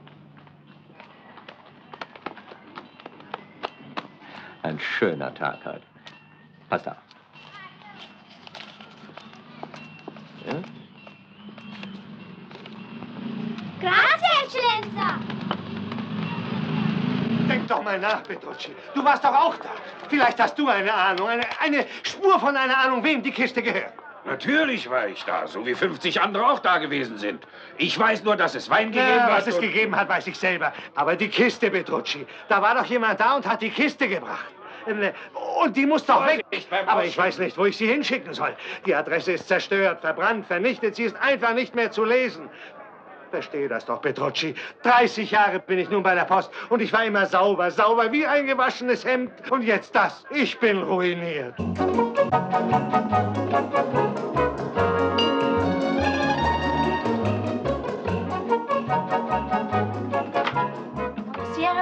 Costa. Scampolo, endlich, komm mal rein, ich habe dich schon erwartet. Wie sieht's denn hier aus? Haben Sie das gemacht? Das sind lauter kleine Signore Costa. Dass sich alle freuen, was? Die sich alle sehr freuen. Haben auch Grund, sich zu freuen, weil jetzt alles fertig ist, weg ist, vorbei ist. 3 Monate Arbeit, Scampolo. Was machst du denn da? Sie haben die Ohren vergessen. Hehehe, so große habe ich nicht. Ohren, Signor Costa, können nie groß genug sein. Also gut, auch gut. Aber haben Sie mich nur kommen lassen, damit ich sehe, wie Sie weggehen und wegen der Männchen da? Nein, ich gehe nämlich gar nicht. Wieso? Sie haben doch gesagt, der Minister ist da und dass das alles sehr wichtig ist für Sie. Doch, ich will nur sagen, ich gehe nicht allein. Nicht ohne dich, Scampolo. Was haben Sie gesagt? Dass du mitgehen sollst. Oh, Signor Costa, Sie machen sich lustig. Sehen Sie mich an. Alte Bluse, alter Rock, keine Strümpfe, keine Schuhe. Sie sagen manchmal Dinge, die verstehe ich nicht. Hör zu, Scampolo. Ich kann es dir schwer erklären, aber du bist für mich so eine Art guter Geist. Du hast mir Mut gegeben und Selbstvertrauen. Wir haben zusammen das Modell und die ganzen Pläne zur Post gebracht. Und ich glaube, dass du mir Glück bringst. Ah, ich hab's schlecht erklärt. Es ist so wie, ich bin dir dankbar. Ja, Dankbarkeit ist eine schöne Sache, Signor Costa, aber was soll ich beim Minister? Was sollst du nicht beim Minister? Da ist ein Paket für dich. Mach's doch mal auf. Das da? Ja, mach's auf.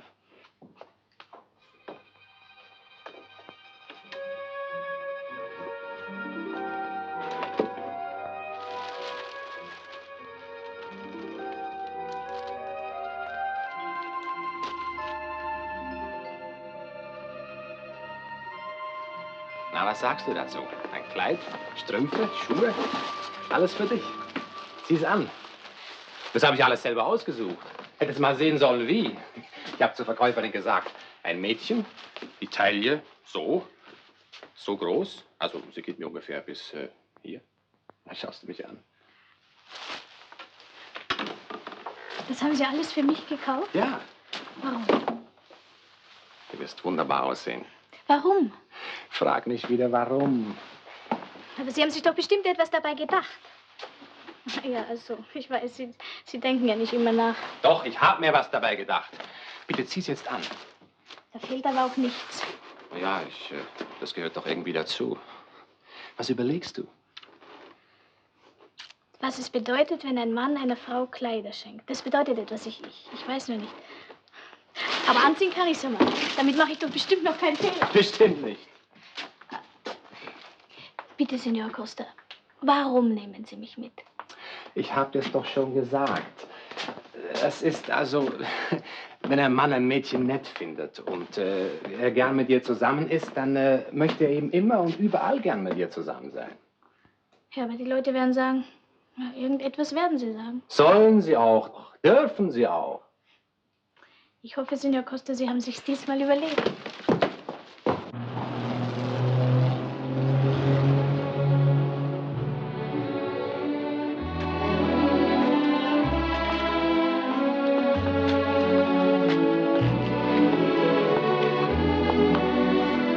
Oh, da kommt der Herr Minister.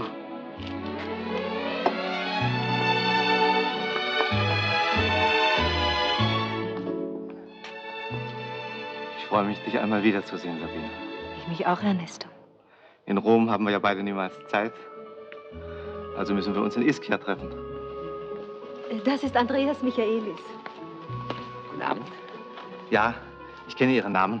Allerdings Ihre Fotos kenne ich noch besser. Das sind sehr gute Fotos, mein Lieber. Wirklich? Mhm. Ich fotografiere nämlich selber. Naja, also ich liebe so Nebenbeschäftigungen, in denen ich nicht vollkommen bin. So habe ich doch immer jemanden zu beneiden. Und also bleibe ich bescheiden. Der Bürgermeister, Herr Minister. Ich bin entzückt. Herr Minister, welche Ehre. Für mich, für Ischia, für uns alle. Sie sehen sehr gesund aus, Herr Bürgermeister. Sind Sie es auch? Ja, ich bin es. Und wenn ich es bin, dann verdanke ich es nur Ischia, unserer herrlichen Insel, die immer mehr, ich meine, durch eine geschickte Kommunalpolitik immer schöner und größer wird. Na, also, größer wohl nicht. Wieso? Größer? Ach so, das gerade nicht. Natürlich. Nicht.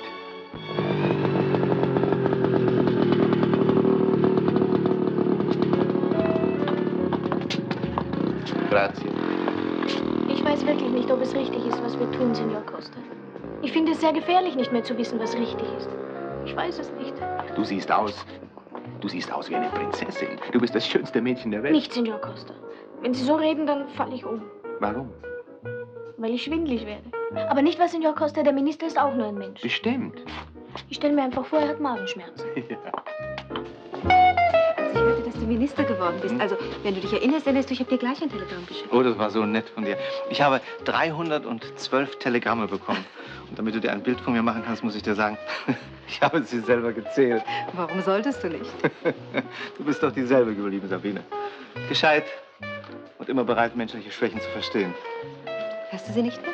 Ah, kaum hat man eine überwunden, entdeckt man eine neue. Man ist doch im ständigen Kampf mit ihnen. Was ist? Entschuldige mich bitte einen Augenblick, ja? Dich erkenne ich, Roberto, aber sage mir, ist das sehe ich richtig, ist das Scampolo? Ja, ich bin es, Signor Andreas. Halten Sie es nicht für richtig, dass ich hier bin? Ja, doch, natürlich. Es ist nur die Metamorphose. Was ist das? Umwandlung heißt das. Ja, also ich bin sprachlos. Das wäre mir an dir was Neues. Da bist du ja, Roberto. Guten Abend, Sabine. Ich habe mir erlaubt. Ich sehe schon. Guten Abend, Scampolo. Guten Abend. Komm, ich stelle dich dem Minister vor. Entschuldigung.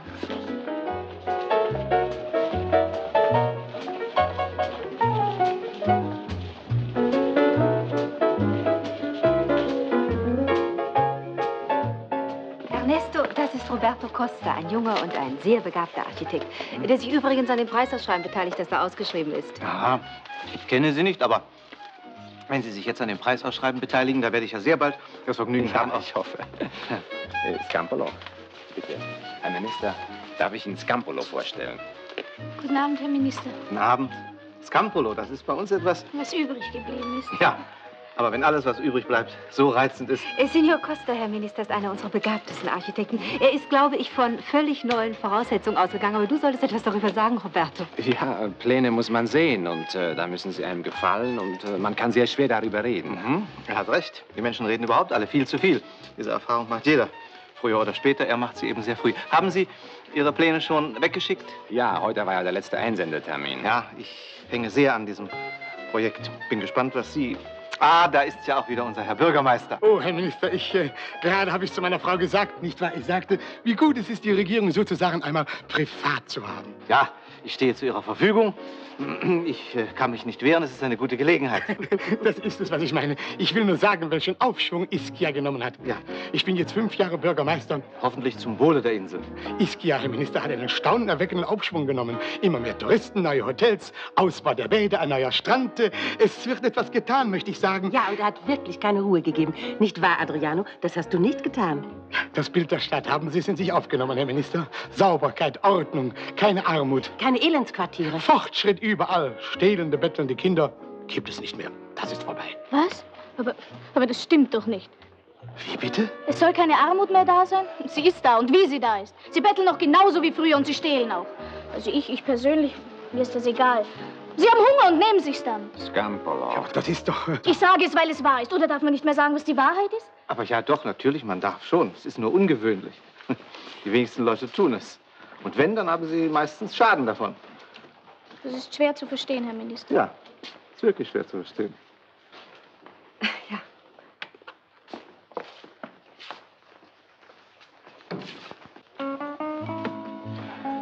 Diesen Tanz der Jugend, dem Mut und der Wahrheit. Darf ich bitten?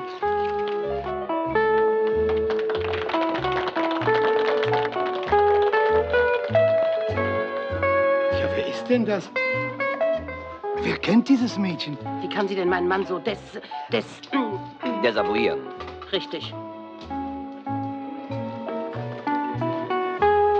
Ich glaube, ich kann nicht tanzen. Ja, ich kann ja auch nicht. Und weil Sie Minister sind. Ich habe noch nie mit einem Minister getanzt. Aber ich stelle mir vor, Sie haben Magenschmerzen. Ist gut.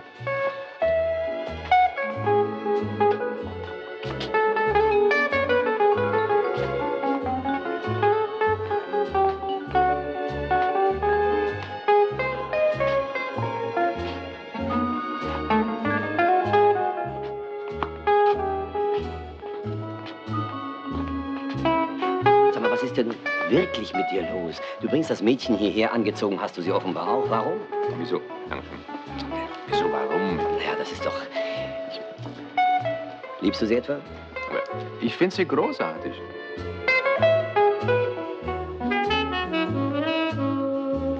Dankeschön, es war mir ein Vergnügen. Mir auch. Oh, pardon. Guten Abend, wie geht's Ihnen? Ich freue mich sehr. Aber Nester.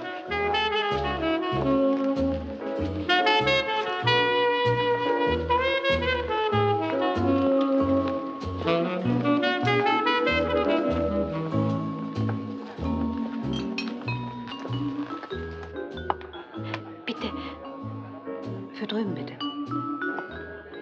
habe ich vorhin einen Fehler gemacht? Das machen wir doch alle mal. Also es war ein Fehler. Ja, ich habe den Minister eingeladen, weil Roberto ihn kennenlernen sollte. Es ist doch sehr wichtig für ihn. Also es war schlecht. Gut jedenfalls nicht. Ja, vielleicht hast du recht. Roberto, ich bring dich noch mal mit dem Minister zusammen. Du musst versuchen, mit ihm in ein Gespräch zu kommen.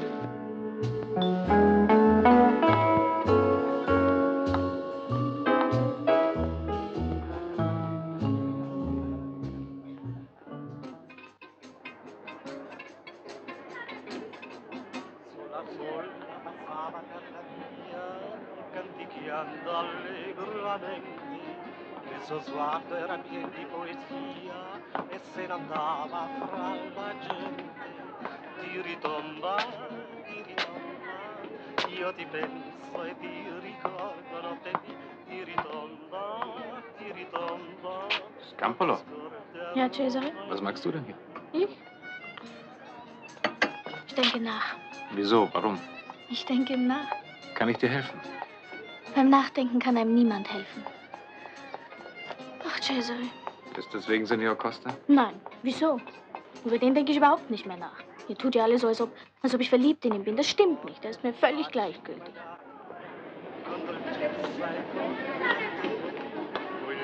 Scampolo, richtig. Da war doch Scampolo dabei. Scampolo! Gott sei Dank, Scampolo. Es ist was Schreckliches passiert. Ein furchtbares Unglück für mich und andere. Die Kiste. Die Kiste. Was ist mit der Kiste? Nichts, das heißt alles. Sie ist noch da, nur die Adresse ist verbrannt, verschmort. Jemand, den die Madonna strafen möge. Die Kiste ist noch da, die Kiste von Signor Costa? Costa, ja natürlich, Costa. Nicht abgeschickt? Wie hätte ich sie abschicken sollen, wenn sie keine Adresse hat? Aber jetzt werde ich sie Jetzt abschicken. ist es zu spät, Mama mia. Wo ist die Kiste? In der Post natürlich, wo denn Hilfst sonst? du mir, Cesare?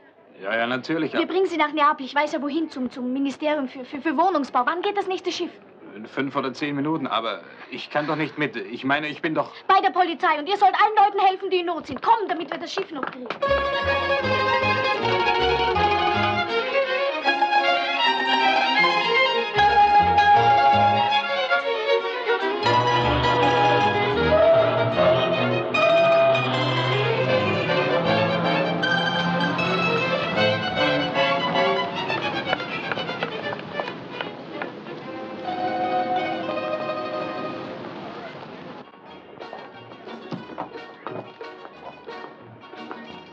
Buongiorno, Eccellenza. Ah, amici.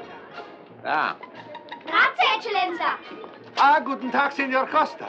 Kennen Sie mich nicht mehr? Ich bin Filippo, der Postvorsteher. natürlich, ja. Wie geht's? Ich sitze hier, obwohl ich jetzt eigentlich in der Post sein müsste. Aber ich muss unbedingt was trinken, weil ich glücklich bin. Trinken Sie auch was? Nein, danke. Gott sei Dank, die Kiste ist weg. Ja, natürlich ist sie weg. Natürlich, sagen Sie? Haben Sie eine Ahnung, das war gar nicht so natürlich, Madonna mia. Ich habe 2 Nächte lang kein Auge zugetan und Sie sagen natürlich. Was ist denn eigentlich los?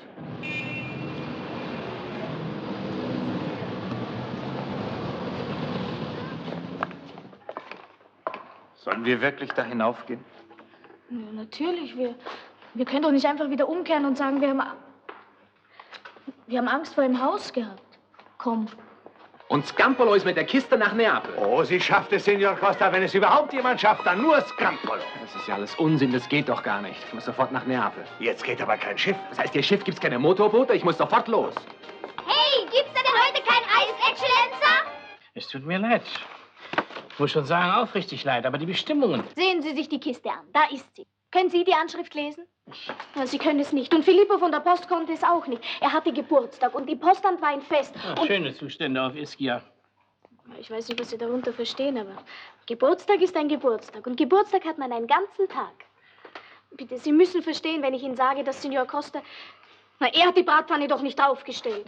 Ja, ja, aber wir können die strengen Bestimmungen, die nun einmal sein müssen, nicht wegen einer Bratpfanne außer Kraft setzen. Das ist unmöglich. Ja, natürlich, aber unser Kommen war ja auch nur ein Versuch. Es tut mir sehr leid. Ich bedauere das Unglück, aber mehr kann ich auch nicht tun. So, mehr nicht. Mehr können Sie nicht tun.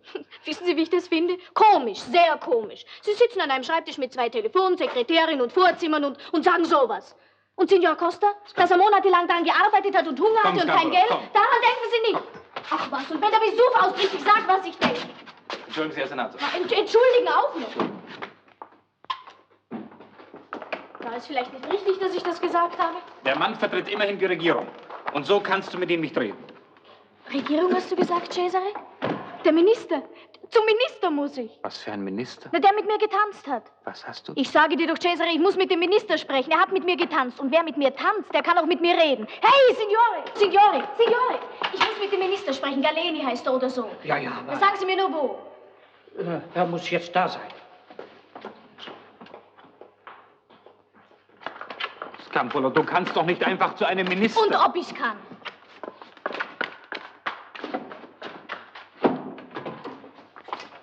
Ich sehe, meine Herren, wir werden in den nächsten Tagen viel Arbeit haben. Verzeihung, Herr Minister. Was ist denn? Ich weiß nicht, hier ist ein Mädchen. Ich habe Ihnen doch gesagt, ich möchte jetzt nicht gestört sein. Was denn? Scampolo? Was machen Sie denn in Neapel? Das eben, Herr Minister, das möchte ich Ihnen jetzt sagen. Es ist sehr dringend. Es geht um Tod und Leben. Wenn Scampolo so etwas sagt, dann stimmt's. Die Jugend, der Mut und die Wahrheit. Meine Herren, ich bitte Sie, lassen Sie mich jetzt einen Augenblick allein.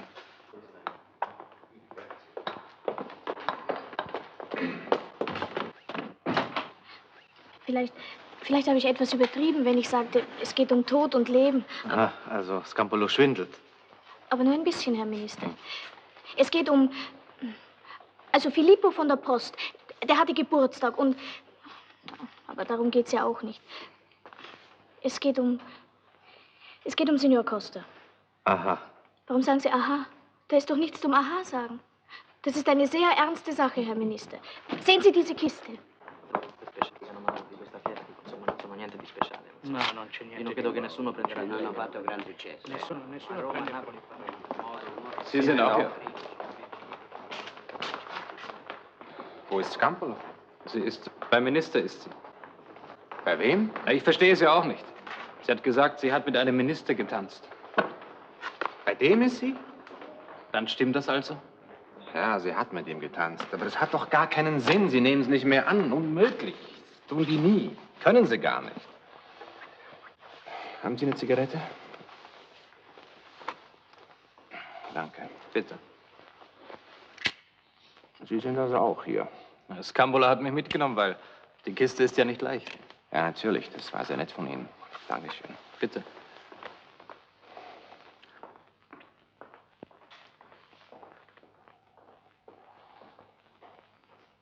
Hoffentlich erreicht sie auch was. Das spielt jetzt auch keine Rolle mehr. Sind Sie nur wegen der Kiste mitgegangen? Wie meinen Sie das? Ich das meine. Ich meine, sind Sie mit Scampolo befreundet? Ja. Sehr? Hoffentlich haben Sie nichts dagegen. Ich kenne Sie schon sehr lange und ich finde Sie wunderbar. Ja, das ist sie. Großartig ist sie. Mehr als das. Sie ist... großartig ist sie. Lieben Sie sie? Ja. Und Sie auch? Ja. Verzeihen Sie, wenn ich... Na, bitte. Ich kann es ja verstehen. Ich auch. Naja, also... Nur, Sie haben mehr Glück bei ihr. Das ist eine sonderbare Geschichte. Ja, aber... Eine wahre, Herr Minister. Ja, schon. Aber ich kann da nichts machen. Nein, wirklich nicht. Außerdem, bei solchen Sachen, da gibt es ganz bestimmte Vorschriften. Naja, muss es ja auch. Warum? Warum? Es hat doch niemand einen Schaden davon. Nein, natürlich nicht, aber... Also nur, weil es eine Vorschrift ist. Was ist denn eine Vorschrift? Ist eine Vorschrift der liebe Gott? Nein, nicht der liebe Gott. Aber fast, denn nach dem lieben Gott kommen sofort die Vorschriften. Und finden Sie das richtig? Ach, mein Kind, richtig. Alles ist richtig und nichts ist richtig. Aber dann ist eben richtig, wovon Sie sagen, dass es richtig ist. Ja, das wäre gar keine schlechte Idee, wenn man sich einfach mal über die Vorschriften hinwegsetzen würde, nämlich mit einer kleinen List vielleicht, um den Vorschriften zu zeigen, wer hier der Herr ist. Ja, Herr Minister, ja. Ja, gefällt mir sehr gut. Sie meinen also, dass man einfach etwas mehr Mut haben müsste und gefällt mir nämlich wirklich großartig. Das ist genau das, was ich... Nicht wahr, Herr Minister? Man hat eine Idee. Die glaubt einem zuerst kein Mensch. Alle lachen darüber und sagen, dass es Blödsinn ist. Ist aber kein Blödsinn, man muss nur daran glauben. Das ist nicht von mir, das ist von Signor Costa. Aha. So. Könnte man nicht... Ich meine, da stehen doch so viele Kisten und Kartons herum. Die sind noch nicht mal ausgepackt. Das da... Könnte man das nicht auch, ich meine, so einfach dazustellen? Sie meinen so ganz heimlich? Ja, Die Vorschriften einfach überlisten? ja. Könnte man nicht? Natürlich kann man. Muss nur ein Geheimnis zwischen uns bleiben. Dal mio punto di vista, il vostro non lo so, insomma. Non c'è niente di speciale. Wiedersehen. Meine Herren, darf ich wieder bitten? Signor Costa. Scampolo. Meine Herren, ich bin, was den Erfolg unseres Preisausschreibens angeht, absolut optimistisch. Ich glaube, wir haben die Lösung. Ich habe ein bisschen Magenschmerzen dabei, aber das macht nichts. Der Minister hat die Kiste angenommen, gleich ausgepackt, gleich angesehen und Augen hat er gemacht. Also, ich bin sicher, Sie bekommen den Preis. Ja? Ist das alles, was Sie sagen? Ich meine, freuen Sie sich denn gar nicht? Doch, doch. Sie sehen aber gar nicht so aus, als ob Sie sich freuen. Ich freue mich schon, aber... Aber? Pass auf, Scampolo. Komm, setz dich. Ich habe gerade über alles nachgedacht. Ich denke jetzt immer nach, seitdem du mir es gesagt hast. Und auf einmal war das alles gar nicht mehr so wichtig, ob die Kiste noch angenommen wird oder nicht, ob ich den Preis kriege. Aber Signor Costa... Was anderes war plötzlich viel wichtiger für mich. Was? Du, Scampolo, Ich? willst du mich heiraten?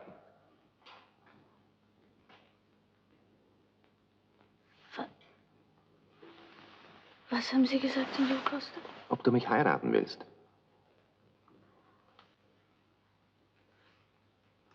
Warum sagst du nichts?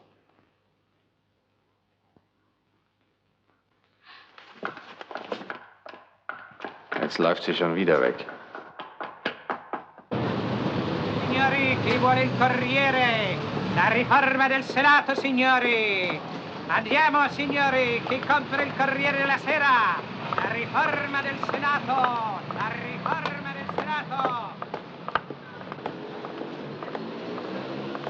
Scampolo. Scampolo. Ein Auto.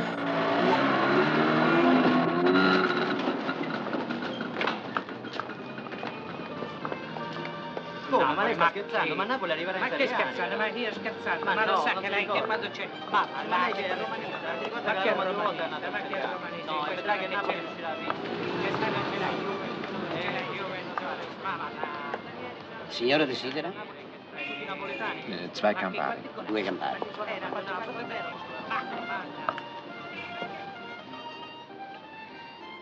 War das Ihr Ernst, Signor Costa, was Sie da gesagt haben?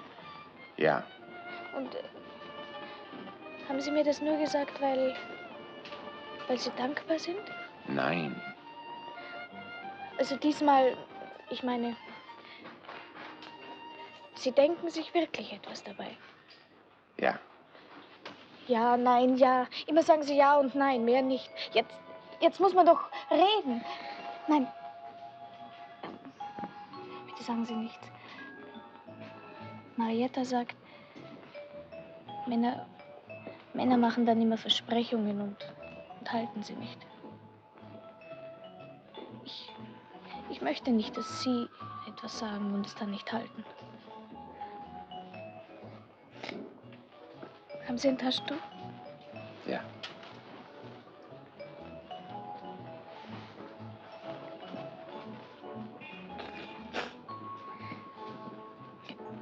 sagen Sie wieder bloß ja. Ich liebe dich, Scampolo.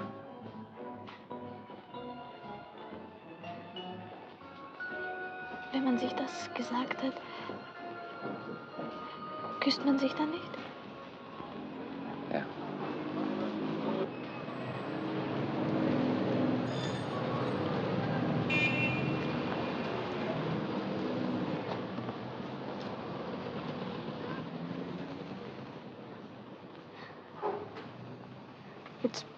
Jetzt bin ich kein Scampolo mehr.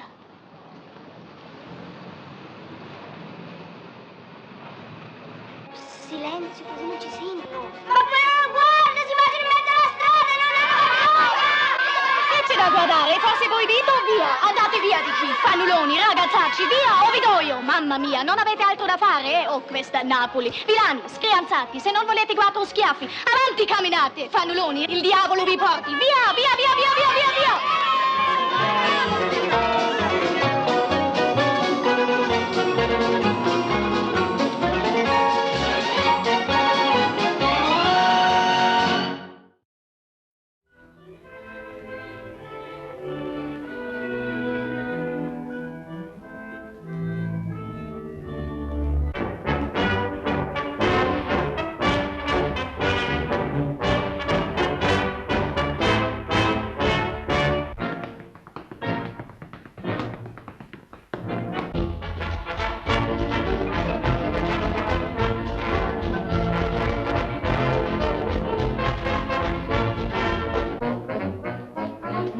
Mittags, Mitternacht tanz ich immer zu, weil mir das Freude macht, sing ich du. Also Herr, Sie glauben doch nicht, dass ich zugebe, dass Sie in meiner Gegenwart so mit einer Dame reden. Es gibt Affekthandlungen, die milde Richter finden. Das glaube ich nicht. Ebenso wenig wie ich mit dieser ganzen Angelegenheit etwas zu tun habe. Die wirklich schönen Dinge auf dieser Welt sind immer unerklärlich, liebes Kind. Außerdem haben Sie einen Rückfahrschein nach Deutschland. Sie haben in Europa meinen Onkel kennengelernt und aus ihm ein Heiratsversprechen herausgelockt. Skandal!